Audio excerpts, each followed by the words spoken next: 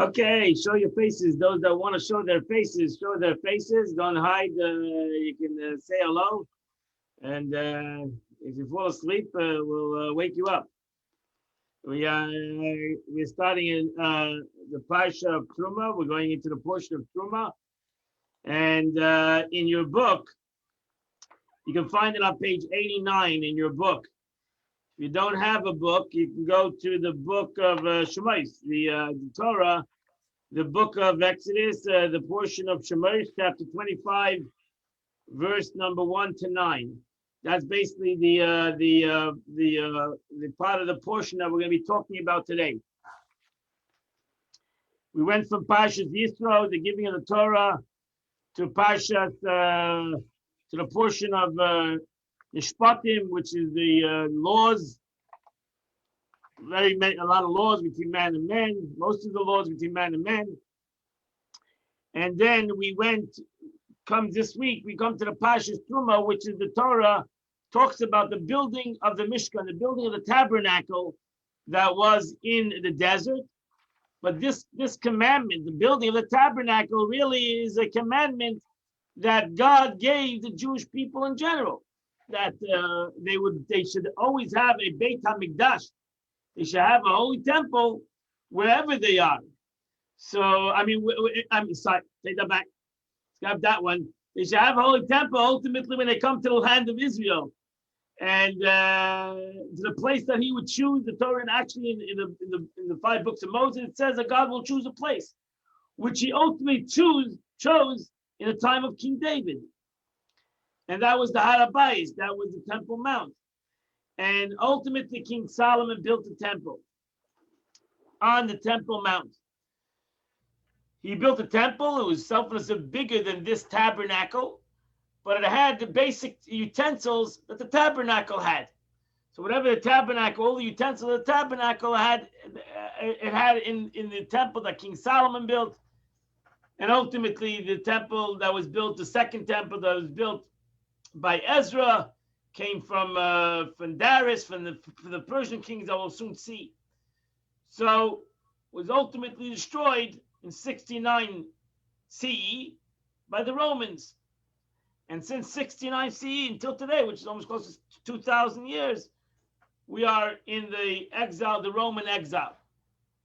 And which we're going to go a little bit to explain this short in a couple of minutes. I will tell you the history, a little background history of how this whole thing went.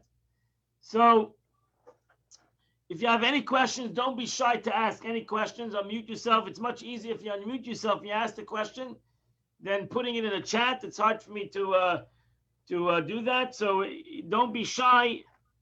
Unmute yourself, ask the question, and I will answer your question. Okay, I want everybody to feel like if they're sitting in the class in the Chabad house. That's what we're trying to accomplish. Okay, my friends, let us start the class. Page 89 in your book, text number 1 in the book. And God spoke to Moses saying, Daba b'nei Yisrael, speak to the Jewish people, v'yikchu li truma, and they should take from me a truma. I want you, if you have time, you have a pen on you, to underline how many times it says, take from me a truma. Okay, it's an important part of this class. V'yikchu li truma, take from me an offering. That's the first time. Take from me an offering. Me'ez kol isha she'idvenu libe, from every person whose heart inspires him generously. Tikchu es trumasi. Number 2, take from me an offering. You shall take from me an offering. Second time. And then let's go to the second verse, third verse actually. V'zoi satruma, and this is the offering. Number 3, this is the offering. The third time. Asher tikchu mi'itam, this is the offering you should take from them. Zahav, v'chesed, v'nechoshes, gold, silver, and copper. Now, before we just go ahead, because it's important, you see that the first 2 offerings is in the first verse. The third offering is in the third verse. The Torah separates between the first two and the third offering. It's going to be important part of this class. This is a sikha of the Rebbe. I'm giving you over a sikha, a teaching of the Lubavitcher Rebbe. Beautiful sikha. So let's continue. Zahav v'ches v'shoy with gold, silver, and copper. Then the Torah continues. Next verse.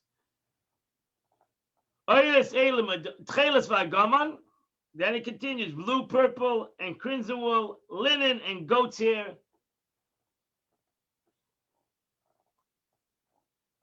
V'oyres elim adamim, and blue, ram skin, red, tchoshim skin, v'oyres tchoshim, v'atzei shittim, and acacia wood.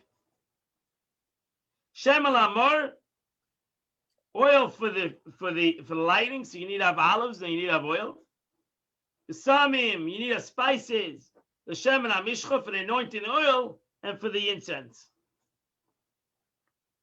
Avnei shoyam, shoham stones, which is like an onyx stone, for the filling stones of the ephod and for the choshen. So there were two onyx stones, and then there were a bunch of other different kinds of stones that was in the breastplate of the kohen. I just reminded myself that when I was in Israel, I bought this in Israel in the Temple Institute, and these are the incense that was, according to them, that was used in the temple. All the different kinds of incense. 11 different kinds of incense. Cinnamon. I can't even read these words. So this was 11 of different incense. Now, according to Torah law, you're not allowed to. A regular Jew is not allowed to mix these incense and create the ketores. So I didn't do that. Okay. So each one is separate incense of it, and they also sell over there. I can't find it. I'm sure I have it someplace. They also sold me. I bought over there the different kinds of stones that was in the breastplate. They sold that also. So I bought that also. It must be someplace in my house. God said, I'm sorry. So that's the pasuk. Okay, that's the verse in the Torah. That's the psukim. That's the verses in the Torah. Okay, we'll come back to it. We'll come back to the verse of the Torah. Let's go to a medrash. In text number 2, we have a beautiful medrash. The medrash, it's a Gemara. It tells us says as follows. Interesting medrash. Zahav, gold, used in the tabernacle, corresponds to the kingdom of Babylon, in which the verse states, "You are the heads of gold." So we find in the Torah, in the prophets, that God calls Babylon gold. So gold is symbolic to the Babylonians. Silver corresponds to the kingdom of Persia, Mida. As the verse states, "If it pleases the king, let it be written to destroy them, and our way out 10,000 silver talents." That's coming up to the holiday of Purim, where Haman tried to change the Jews for 10,000 silver. So silver is the kingdom of Persia. Copper corresponds to the kingdom of Greece. The Greeks. As it was the least powerful of them all, they were much more weaker than the Babylonians and the Persians. And the red dyed ram skin corresponds to the kingdom of Edom, Rome. As the verse states, and the first one emerged reddish. Esau was called Edom because he was red. So the symbolism. So that's what the Medrash says that these things that are mentioned in the Torah, right? Everything we mentioned many times that everything in the Torah has pshat, remez, drush, soid. Everything in the Torah has a simple meaning. The remez, what he alludes to, the drush. This is like more of a drush. This is the expounding upon the Torah, and the soid, the hidden aspects. So actually, this is the remez. This is what it alludes to. The Medrash says it alludes to these things. It's like a trigger point. It triggers these concepts.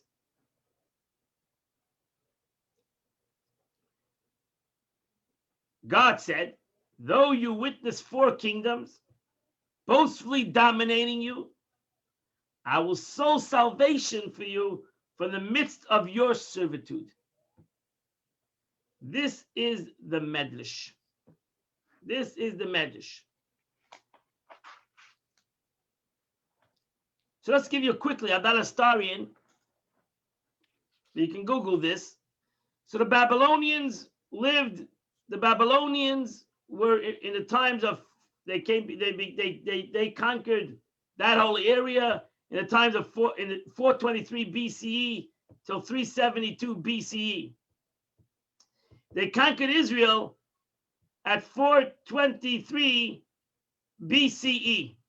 423 BCE, the Babylonians conquered Israel. That's close to 800 years after Joshua came into the land of Israel. So the Jews lived in the land of Israel for over 800, it's like 850 years. The Jews lived in the land of Israel since coming in, since the 40 years of the desert. With Joshua, they were in the land for close to 850 years. The temple at that time was standing already 400 years. So this is like 400 years after King David. Because King Solomon his son built the temple. So that started off in the year 423 BCE, before Common Era. Started off the first, the Babylonian exile.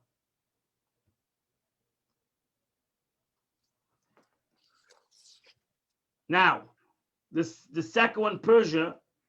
Persia came into existence in 372 BCE. That's when they took over the Babylonians. And they lasted till 348 BCE. And in 372 BCE, that's when the Persians allowed the Jews to rebuild the temple under Darius.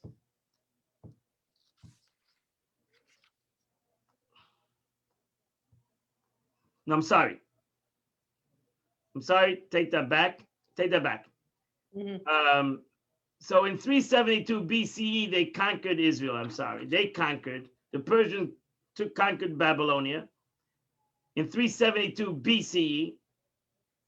And in 353 BCE, which is close to 20 years later, that's when the story of Purim happened, 350 BCE. And on 353 BCE, Darius, the son of King Ahasuerus, some say was the son of Esther, allowed them to build the Beit HaMikdash again. So they rebuilt the Beit HaMikdash in 353 BCE. Then came the Greeks. The Greeks conquered the Persians, took over Israel, Alexander the Great, in 273 BCE.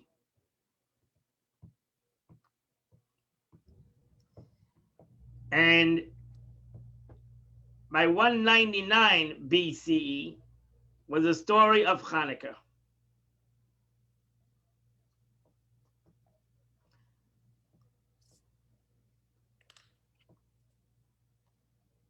So that's when it started the Seleucid, what do they call the Syrian Greeks? Because Antioch, of course, what are the name? Alexander the Great died, and ultimately his kingship was divided into four different kings, his four generals, and one of them was Antiochus, and he became a tyrant on the Jewish people. And you have the story of Hanukkah. And in 139 BCE was when the Hashmonaim chased out the Greeks in 139 BCE.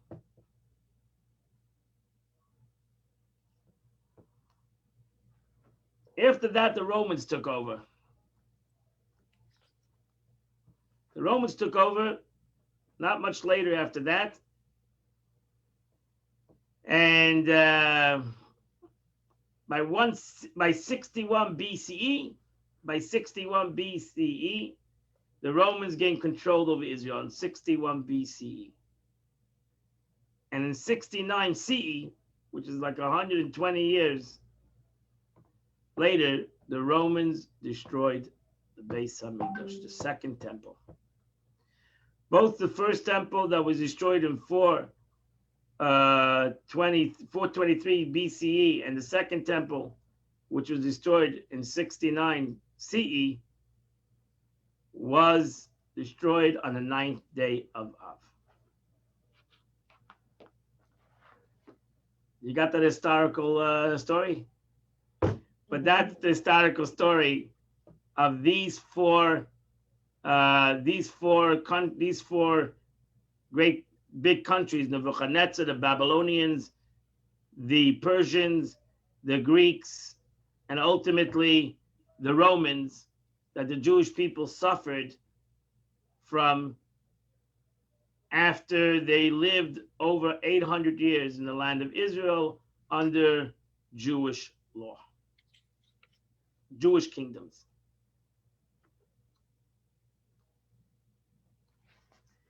So the Rebbe asked a simple question. Why would the Torah, why would the Medrash connect these four kings to the building of the Mishkan in the desert? We're talking about the building of a Mishkan. We're talking about the building of a tabernacle. Why would the Medrash come at the time of the building of the tabernacle to talk about three different kingdoms who tried to destroy the temple? So why would the Medrash connect the two? There's got to be a reason why the Medrash would put the history of the Jewish people together with the let me turn this off. Together with the story of the building of the Mishkan. What would it be the connection? This happened 800, 900 years later. It's talking about destruction. Why would the Torah put that in the talking about the building of the Mishkan? Something's wrong, and that's text number 3, the Rebbe's question. It's baffling, the Rebbe says. What do the four kings have to do with the donations of the tabernacle? Moreover, the four kingdoms participated, the four exiles, in the destruction of the temple, the very opposite of the donations which are intended to build the tabernacle. So what's the connection? We have to understand what is the connection. There must be something hidden in that the Medrash wants to connect the two things together. I hope I can give you the Rebbe's teaching in the best way I can. That's going to not only answer this very important question, but also, what does it have to do with us today? What does it have to do with us? What is the lesson to us that we learned this today? We learned these psukim, and we learned the Medrash. What is the lesson to us today? So the Rebbe goes now, and he's going to answer this question based on the verses that we just learned. And you underlined the 3 times that it says, you shall take the offering for me. Remember, I asked you to underline how many times it says. And Rashi, in text number 4 in your book, page 93, Rashi answers, why does it say 3 times? In 2 verses, take for me an offering. So therefore, let's read it. Text number 4. Those who have the book, you can read it. Those who don't have the book, you can listen to me. You shall take my offering. Our rabbi said, the word Teruma offering is mentioned 3 times, indicating that 3 offerings are mentioned here. There are 3 different kinds of offerings. One is the offering of the half a shekel per head. Torah obligates every Jew, by the building of the Mishkan, the Torah obligated every Jew to give a half a shekel of silver to the building of the Mishkan. And what do they do with that half a shekel? Each male over 20, from which they made the sockets. The sockets, everything else in the Beis Hamikdash was made out of gold, either pure gold or covered by gold. This was a golden building. The vessels were all gold. Some of them, like the menorah, was pure gold. Some of them was covered by gold. Gold, gold, gold. The sockets in the temple were made out of silver. And that came from the half a shekel that each and every man over 20 gave to the building of the Mishkan. Meaning, there were 2 basic, as Ashi said, 2 basic donations to the Mishkan. One, every person needed to give exactly the same amount of money, which is a half a shekel of a silver coin. And the other offering for the Mishkan, everybody gave whatever they wanted. You could have given nothing. You could have given one thing. You could give as much as you want. Divenu liba, the verse says, what your heart desires. Everybody gave what they wanted. Not only they gave money and different materials, but there were women who gave their talent. There were men who gave their talent. Right? They needed to weave everything and make everything and hammer everything, chisel it. So there was a lot of work. Besides, everybody gave what they wanted. So that's it. You see, another one is the offering of the half a shekel. And then there's another offering of a half a shekel, which that was done every year. Every year we do a half a shekel in Adar. Why? What is that half a shekel collected for? That was collected for the community offering that was done every day. Every day in the Beis Hamikdash, there were 2 offerings. It was called the Tamid. The Tamid, the morning offering, started off the service in the temple. The morning offering, which is connected to Shachas. And there was the afternoon offering, which ended the service in the temple. Those 2 offerings were bought by community coffers. And the way the Torah wanted that every Jew should have an equal part in this offering. So those were given, that was bought by the half a shekel. Every Jew gave every year an Adar, like we just read in this Shabbos, Shkolim, Parsha Shkolim, because every Jew in this time, in this month of Adar, would give a half a shekel, either in their own cities, they would collect, it was a collecting place, and every male 20 and above, whose only obligation on males 20 and above, would give a half a shekel. Half a shekel, a half a silver dollar. Not dollar, half a silver shekel. So that money was all put in the Beis Hamikdash in a certain coffer, certain account, and they would buy the tamid from that money, specifically that money, so that every single Jew would have an equal part in that offering, whether he was rich, whether he was poor. Everyone had a half a shekel involved in that offering. So there was 2 offerings that were collected equally. One offering was one time in history, was for the sockets of the temple. The second one was a continuous yearly offering that was collected for the communal offerings. The third was collected generally, whatever you wanted to give. That was for the building of the Beis Mishkan and the temple, and that was in general. People wanted to give money to the temple; they gave money to the temple. So they can give whatever they want to the temple. How much is much, or don't. You're not obligated. It's your goodness of your heart. As the Mishkan, you can give whatever you want. You're not obligated. It's the goodness of your heart. Right? So those are the three offerings, Rashi says. You with me? So one of the offerings is a half shekel that was made in the sockets. Another one is a half a shekel for the community coffers, for which to purchase the communal sacrifice. And another offering is for the tabernacle. Each individual's donation, whatever they wanted to give. The Torah mentions the 13 materials mentioned in this section were required for the work of the Mishkan or for the garments of the priests, as you will find when you study them in the portion of Teruma, Tetzaveh, etc. So if you listen to the Medrash and Rashi, there are 4 things and there are 3 things. 4 nations, 3 different offerings. What are these 3 offerings symbolic to? What are these 3 offerings symbolic to?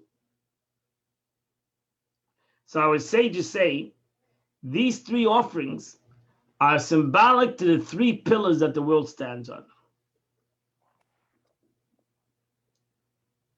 Al Torah, as it says in text number 5, Shimon HaTzadik HaYemashirah K'nes HaGdela. Shimon, this is in Ethics of Our Father. It says, Shimon the righteous was looking on the last surviving members of the Great Assembly. And he would say, the world stands on 3 things. On Torah, Avodah, prayer, and good deeds. So, what is the connection between these 3 and these 3 offerings? So everybody has to think about it for a second. What is Torah? Torah is the foundation of everything. It's the foundation of Jewish life. It's the foundation of Jewish law. It's the foundation of Jewish history. Torah has everything within it. It is the foundation. It's like the foundation stones. It's like the foundation of the Anodim, the sockets of the temple. That was the foundation. Everybody has an equal part in the Torah. Nobody can say that they have more or less in the Torah. We are all equal partners in the Torah. What's the second service? Service of prayer. What is prayer? Prayer is connected to sacrifice. We pray because of sacrificial offerings. Also, everybody has an equal responsibility and an equal part in prayer. That's the beauty of a tzibur, even a community. A tzibur, our sages say, is called, the tzibur is one way you say a community, a minyan. It's called a tzibur. It has 3 letters, tzadik, beis, resh. Tzadikim is for tzadik, righteous people. Beinanim, middle people. Rishayim, wicked people. What makes up a community? Different kind of people. It's not only righteous people, it's everybody. Whatever you think you are. If you think you're righteous, if you think you're wicked, if you think you're a middleman, whatever you're part of the tzibur. The Gemara says, even though you can daven anywhere, but the best place to daven is in a tzibur. Why? Because if you come as a tzibur, then God looks at the community. And when your God looks at the community, so then even the wicked, even if you think you're wicked, you're part of the community. And that's why the prayer of a community is never forsaken. If you come by yourself, God then looks at you as yourself. You better make sure your prayer is much more stronger and more intense if you pray by yourself than you pray with a minyan. Because you're part of a community. It's important to know that. So, that's symbolic to the communal offering. Everybody had an equal part. Every single Jew had an equal part. Then, what's the third pillar? The third pillar is good deeds, mitzvahs. And that's symbolic, the Rebbe says, to the third pillar. The third charity was everybody gave what they wanted to give. Yidvena liboy, whatever your heart's desire. That's up to you. How many mitzvahs you're gonna do? Every person. Some people do a lot of mitzvahs. Some people do a little mitzvahs. It's what your heart desires. Nobody's telling you how much to do it, how much not to do it. But it's a third pillar, the pillar of action. The third pillar. What's interesting is it's a very big difference between the first two pillars, Torah and prayer and Torah, to the third pillar, which is the pillar of action, the pillar of charity, the pillar of mitzvot. There's a very big, there's a separation between those two. Because action, in a way, unites us much more than the other two. Action unites us in a more powerful way. Because we all do the action, if we do the action because it's the Ratzon of the Eibishter, the Ratzon of God. So we all do the same actions. We all put on tefillin, we all light Shabbos candles, we all eat kosher. Our Torah, we might understand Torah differently. Our prayer, we might even pray with different kavanas differently. But our actions, we all do the same exactly. I put on tefillin, like Moshe Rabbeinu put on tefillin. My thought might be different, but my action is all the same. So let's read the Rebbe's statement about this on text number 6. The first step in serving God is the pillar of Torah. If you want to know the journey of your service, number 1 is Torah. Everyone is obligated to learn Torah. That's the first pillar. Every facet of Judaism and mitzvahs have their source in Torah. That is the foundation. Alluded to by the donations for the sockets, the foundation of the tabernacle. As for the half a shekel donation used for the purchase of communal offering, they resent the B'zillah service, namely a sacrificial service, and in the present day, it's a service of prayer. The donation of various materials used in the tabernacle construction, gold, silver, and copper, represents the performance of various mitzvahs, which are fulfilled with various physical materials such as gold, etc., in which generally are embodied by deeds of kindness. For kind deeds are considered embodiment of the mitzvahs. Chassidus tells us that every mitzvah is a tzedakah. Every mitzvah we do is a charity. We're doing a charity to God. We're doing a charity to the world. We're doing a charity to our souls. Every mitzvah is an act of charity. That's why charity is symbolic to all mitzvahs, Chassidus says.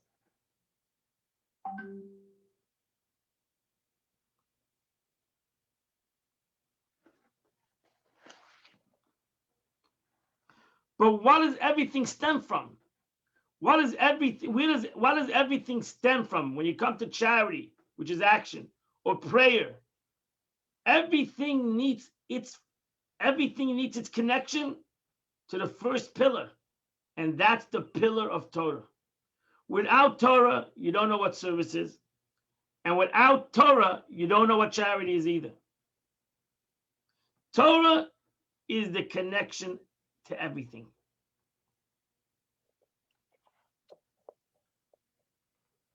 This is an important concept you'll soon see in a moment. But the Rebbe brings down the Alter Rebbe in Tanya. The Alter Rebbe in Tanya, text number 7. The Alter Rebbe in Tanya says, when the mind conceives and comprehends a concept with intellectual faculties, it grasps the concept and encompasses it, so that the concept it contains within his mind, the mind for its part is also surrounded by the concept. For example, when a person understands a halacha in a Mishnah or a Talmud fully and clearly, his mind encompasses and grasps it, while it's simultaneously it's encompassed by it. Now, halacha is a wisdom and the will of God. So when a person's mind masters it, he grasps the will and the wisdom of the Holy One, blessed be He, who is no thought can grasp, nor his will and wisdom except when they are contained within the laws that have been set out for us. First, simultaneously, his mind is encompassed by divine will and wisdom. This is a wonderful union, like which is none other, without parallel anywhere in the material world. A union of complete oneness from every side and angle. What the Alter Rebbe wants to teach us is what is the meaning of learning Torah. Learning Torah is not like learning a subject.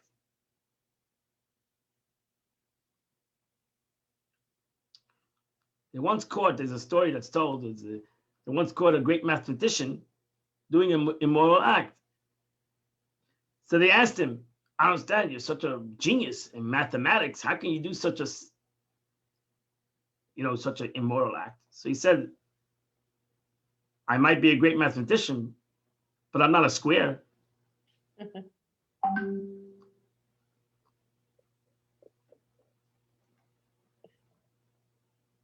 I'm not math. I'm a human being.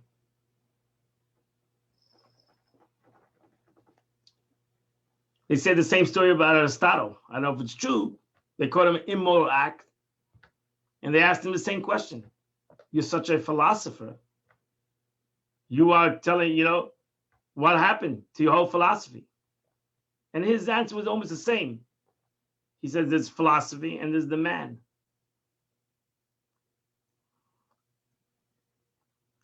The Torah says, no, that's not the way you learn Torah. Torah is not a subject. Torah is not a philosophy. It's not math. Torah wants to be united with the person. Torah wants to become one with the person who's learning with the Torah. So it doesn't become a subject, it becomes you. It becomes me. I become the Torah and the Torah becomes me. And the Alter Rebbe, to influence us on this, that's why he says those words. If you listen to the words of the Alter Rebbe, he says there's no greater union between a human being and God but learning Torah. No greater union. There's no, even a philosopher doesn't become the philosophy. Even a mathematician doesn't become math. But a Torah becomes you, and I become it. That's why it's an expression, you're a Torah Jew. Or it's an expression that I would always say that every Jew is like a Torah. And the Gemara uses the terminology, when you hurt a Jew, it's like you're hurting the Torah. Because the Torah wants to become part of you.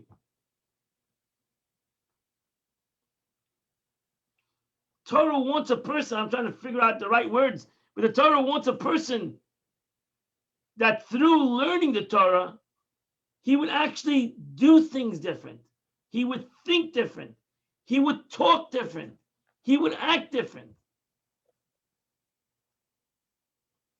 There's an expression, yom yom, that when you see a chassid, you're supposed to say, here walks a chassid. Here eats a chassid. Here even sleeps a chassid.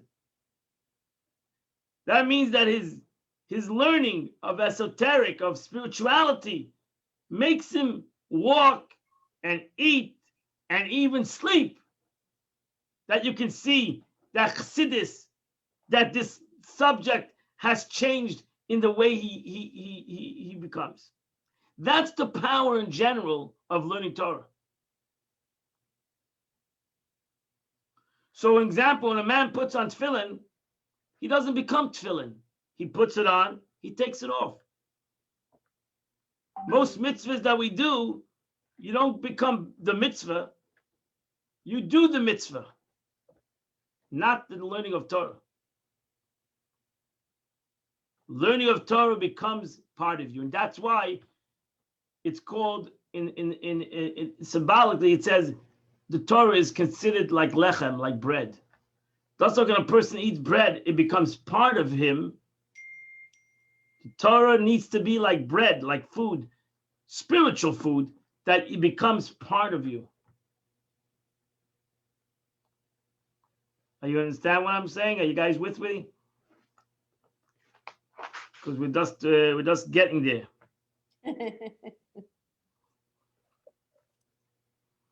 So the Torah is extremely important, and so too is Avodah.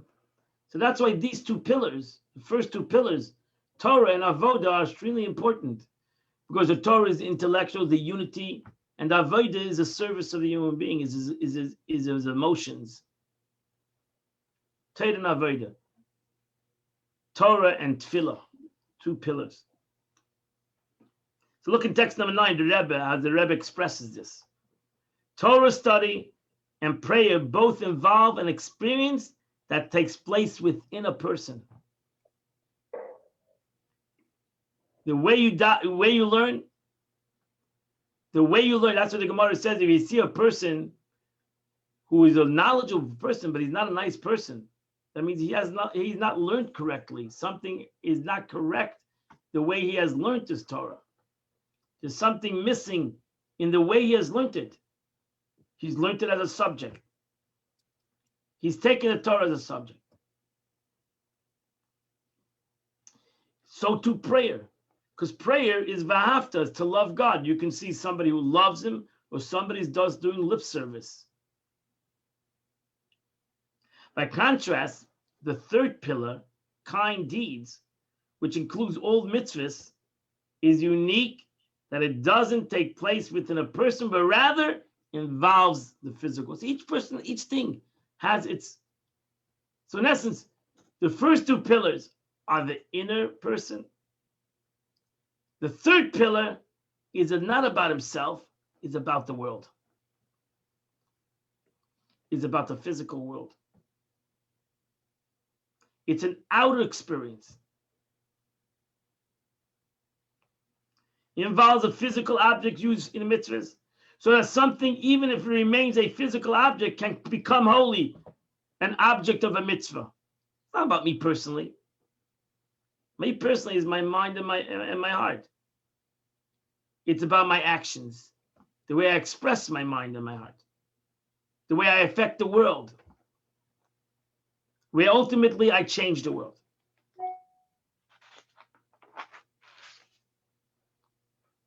So if I would ask you a question, what is more important? Self-development or the development of the world? What would you say? When somebody want to unmute themselves? Self-development, I asked you a question. What is more important? Self-development or world development? Anybody want to answer the question? No? I'll answer. Okay. Rabbi. Tell me, what is more important? Self? I want to say it's self-development, but I think you're going to say it's world development. A trick question. You're used to me already, right? Yeah, I mean, I really do. Okay, I you know what? understand You know what? you're You're gonna see what the Rebbe is gonna say now. It's a beautiful thing. The Rebbe is gonna say what we learned from this. What do we actually learn from this whole concept? And let me try to bring that out. We're all gonna say self-development. And then, social development. But over here, the Rebbe is going to bring out a deeper concept. Because, and maybe a great lesson to all of us, what means to have social justice and world change, tikkun ha'olam, which the world, we're all involved, the world's involved. What does that really mean? And what comes first? And even if social justice is very important and World development, but what comes first? The Torah wants to tell you something. What comes first?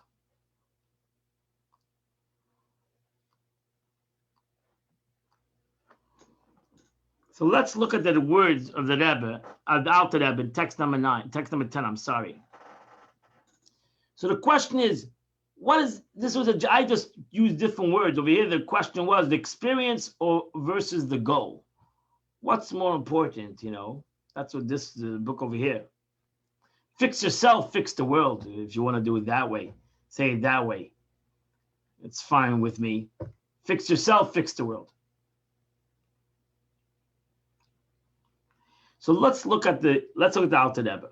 The Alter Rebbe says in text number 9, this is in Tanya, chapter 36 of Tanya, the Alter Rebbe says, we know from our sages that the purpose behind the creation of this world is that God desired to have a home in the lowest of the realms. This world is the lowest world. Thus, this tangible physical world was created.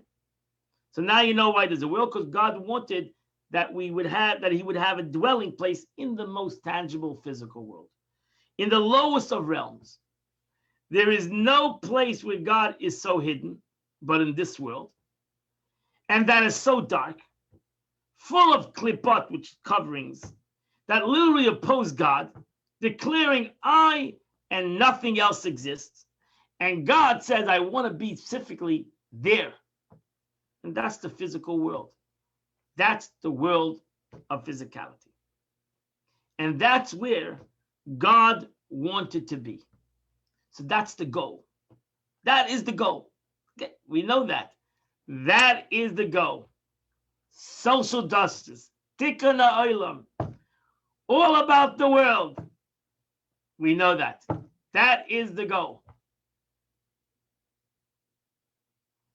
The question is the experience more important than the goal? Or is the self-development more important than the world? Still doesn't answer my question. So let's go text number 11. That brings a Gemara. There was an incident in which Tarfon and the elders were reclining in the loft of the house of Nitziv in Lud. When the question was asked from them, is Torah study greater or is action greater? So that's our question. What is greater, Torah study or action? Rab Tarfon answered, action is greater. Rabbi Akiva said, Torah study is greater. Right? There's your argument. You have two Jews, two rabbis, you got two opinions. Everyone answered and said, Torah study is greater because Torah study leads to action. That is an important line. For Torah study leads to action.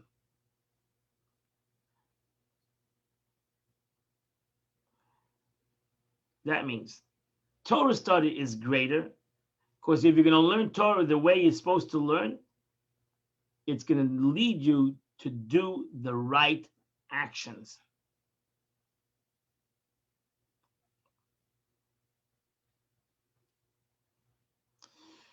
So everything needs to start with the Torah learning.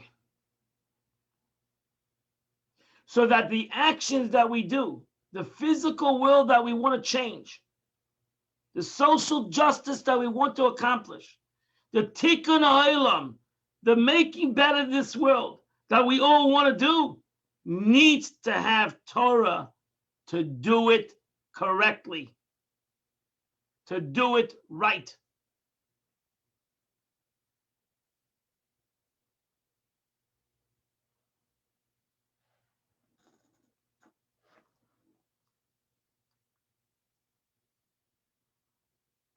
You got that? You understood that? So is social justice important? Yeah. but only if it comes through Torah study.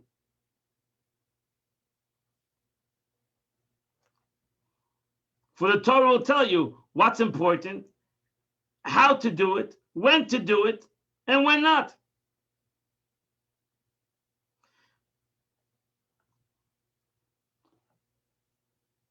Is charity important? The Torah will tell you where to give your charity. Many people give charity and they're not giving charity to the right places. You're giving charity, but you're not giving charity according to the way Torah structured the mitzvah of charity. So we need to learn Torah. That's the first pillar. We need to learn Torah to know, as the wording says, Torah study is greater because Torah study leads to action. And the truth is, if Torah study does not lead to action, then there was something wrong with your Torah study. Then again, you didn't learn Torah correctly. As we just mentioned before, the Torah needs to become part of your human being. The Torah needs to change the way you do things. That's the whole purpose why the Torah came to the world. To change the way you're going to do your social justice. To change the way you're going to live with the world.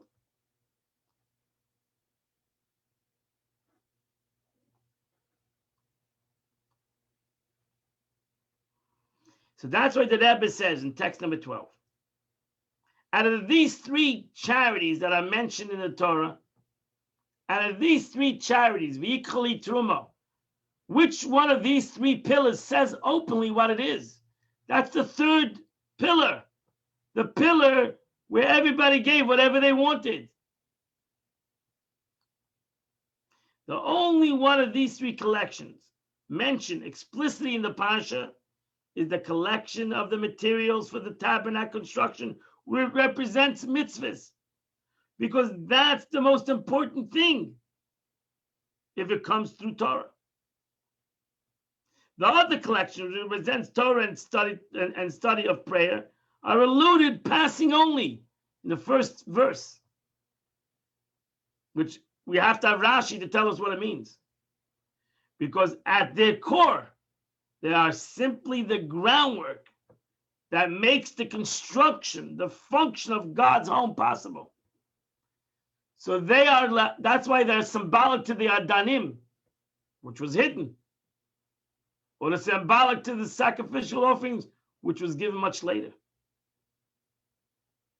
What is the most important part of the tabernacle? The actual giving of all the things that were made the actual physical tabernacle, made it into a reality.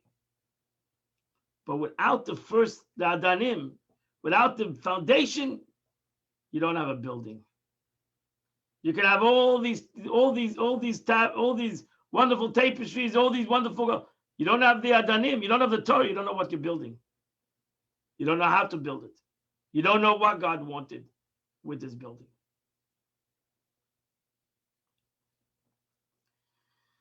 So again, we have Tikkun Olam.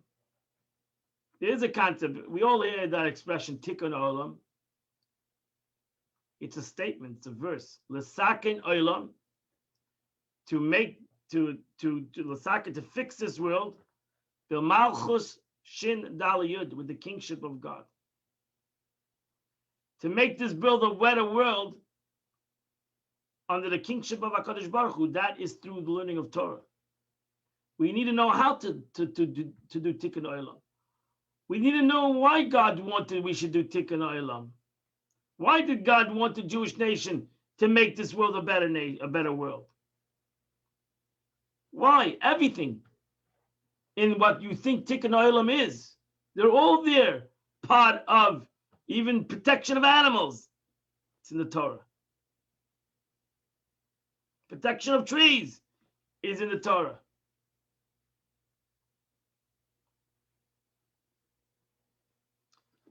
Everything has a purpose.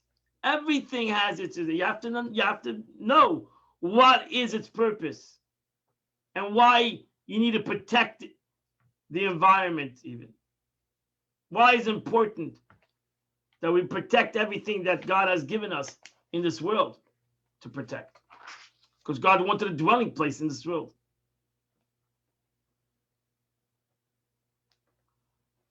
So here the Rebbe now goes and answers his original question.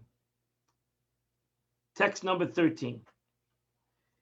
This explains the idea in the Medrash that the gold, silver, and copper of the tabernacle corresponds to the 4 kings. Why does this Parsha, when it's talking about the Mishkan, the building of this tabernacle in this world, allude to the 4 kings, to the Babylonians, to the Persians, to the Greeks, and to the Romans that tried to destroy this temple? Not only tried to destroy this temple, tried to destroy the Jewish nation. The purpose of the donations of materials to build a house for God in this world. We are here to make this world a godly world. You think this is an easy job? You think the 3rd pillar is an easy job? The 3rd pillar is actually much more harder than the first 2 pillars. The first 2 pillars are only a prerequisite for the 3rd pillar, which is a hard thing to do, not only because it's hard as Jews to do it, because we have nations, we have challenges that evil tries to knock down that purpose.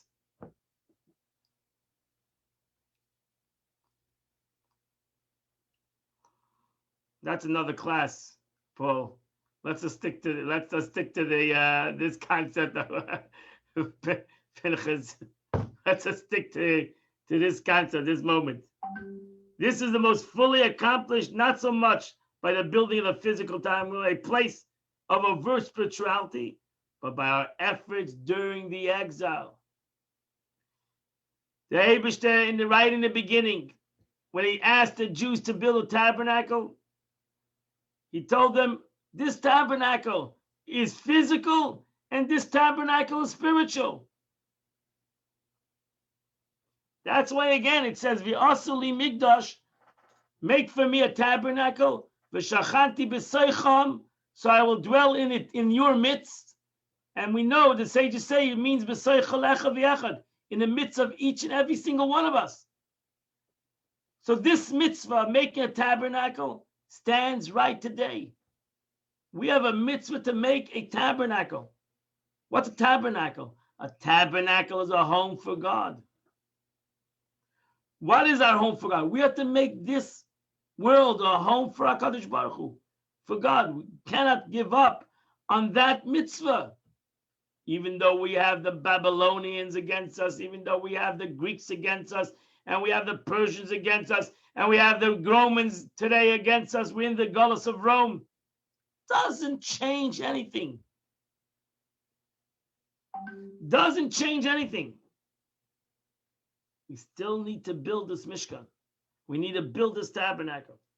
By our efforts during exile, in an era gripped by physical trappings of the world, by our efforts to transform this degree of brute materialism to holiness, we uplift the most crass elements of the physical reality. So the Rebbe says, my friends, the pasuk of the Torah, which the Torah teaches us. That's why it's important to learn it through the Torah. The Torah teaches us, my friend, right when I told you to build a Mishkan, it's not going to be easy to build this Mishkan, especially under the Roman rule, under the Persian rule, under the Babylonian rule, under the Greeks, as the Jews had troubles with all these 4 nations. But that's where the mitzvah lies. That's where the Torah is important. That's where the Torah is our foundation. So we have the Torah as our foundation. Then our struggles would be made much easier if we had the first pillar, even if it's hidden. It's the adanim, it's the sockets. But it's each and every one of us our foundation, that the Torah, we understand what we're here for. We understand what we're doing over here, what we're trying to accomplish. Why did God bring us to this world? Why does God put us into these challenges of these nations and these challenges that challenge us into our day-to-day life? Whether we can see it openly or not, is because God wants us to build this Mishkan. God wants us to build this tabernacle. You know, it's truly an amazing tabernacle. If you think about it, Jews that just came out of Egypt built this magnificent gold building and you beautiful utensils from the menorah to the in a desert. In a desert. And if you have a book or you imagine that they try to give you a picture of the Mishkan, what it looked like, it was just magnificent. I mean, such work of art. Work of art. Every utensil was a work of art. They did that all in a desert, just coming out of Mitzrayim. This was not an easy thing to do. But the Jews did it. They overcame their obstacles. They overcame the situation. They built a beautiful house for God. So right away in the beginning, the Rebbe says, the Medrash wants to tell us right away in the beginning that we shouldn't think the Parsha is talking about something that happened thousands of years ago. The Parsha is talking to us Jews who are living under the Roman exile this present time. And it's telling us that we still have to do this mitzvah. We have to do this mitzvah self that we cannot build the Beis Hamikdash today physically. We need to build this Beis Hamikdash spiritually. And that's why in text 14, the Rebbe brings out a very famous statement of the Baal Shem Tov.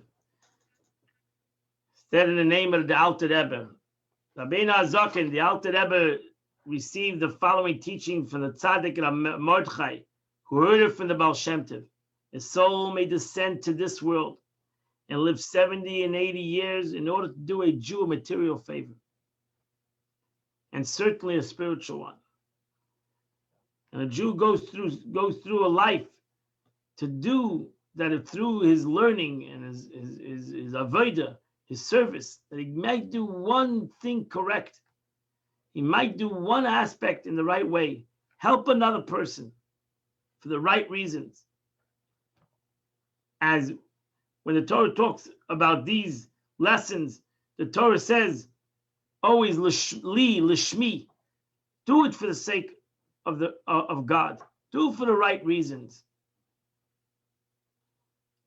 There's an expression of Frierdiker Rebbe, the Pivos Bavitch Rebbe, who said that before one goes to sleep, he should ask himself one question: what did I do for God?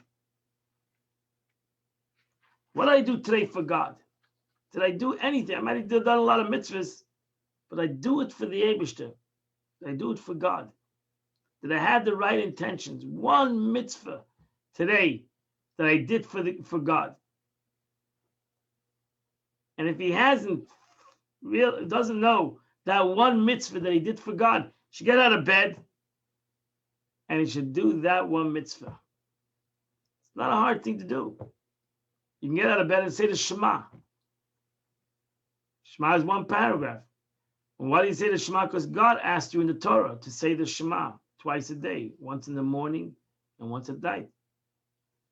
So even though you don't comprehend it, you don't see the value in it, maybe, do it for God. God asked you to do it, so you do it.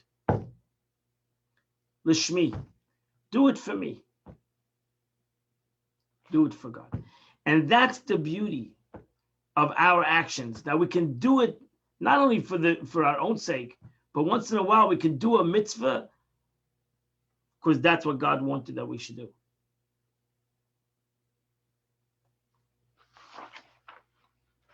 So he ends off over here with a story.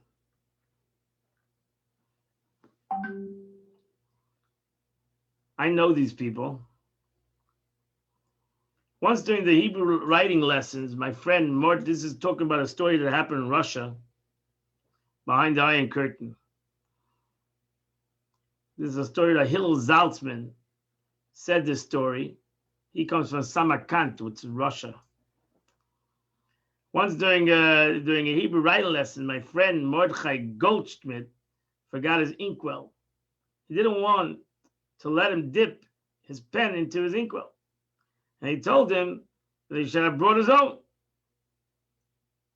A bencher noticed this, but said nothing. Teacher.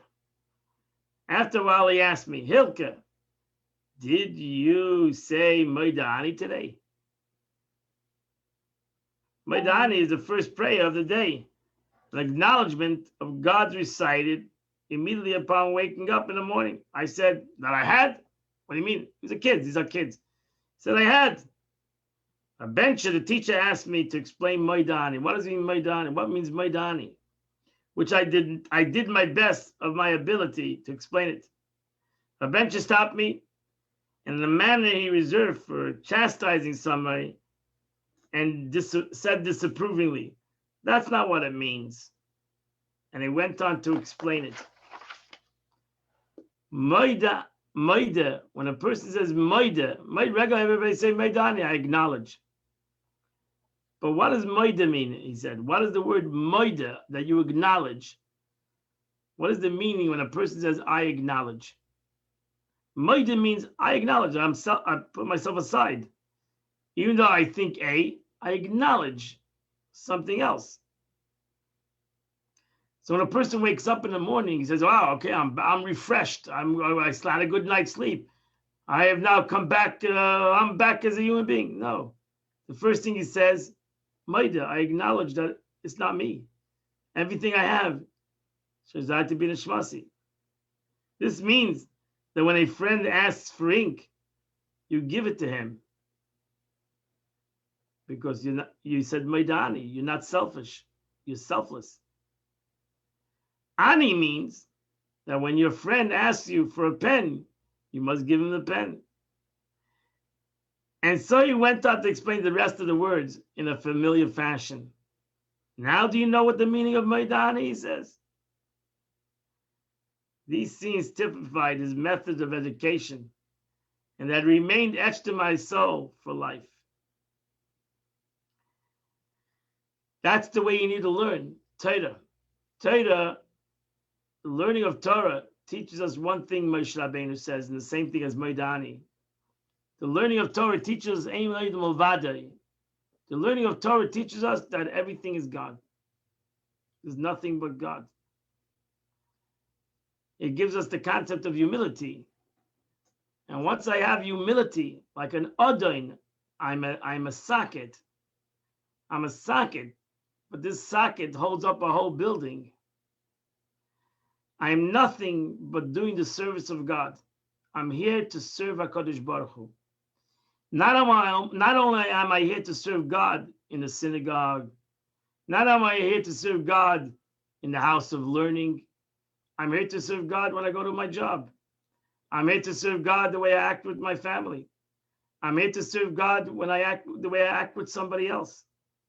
I'm here to serve HaKadosh Baruch Hu. I am here to serve God in everything that I do in my life. And that's the meaning of the Gemara. What is greater, learning or action? And the Gemara answers learning, because the way you learn, because learning brings to action. Hopefully the way I learn is going to bring me to different kinds of action, or to a different way to do my action. And that's why learning is so important. Because the most important thing is the action, but the most important thing is I do the action correctly. That I express myself correctly, that I think correctly, that I do things correctly. And that's what the learning, that's what my learning does for me. Transforms my action, purifies my action, elevates my action, which is the most important thing that I came to the world for, is to make this world a better world.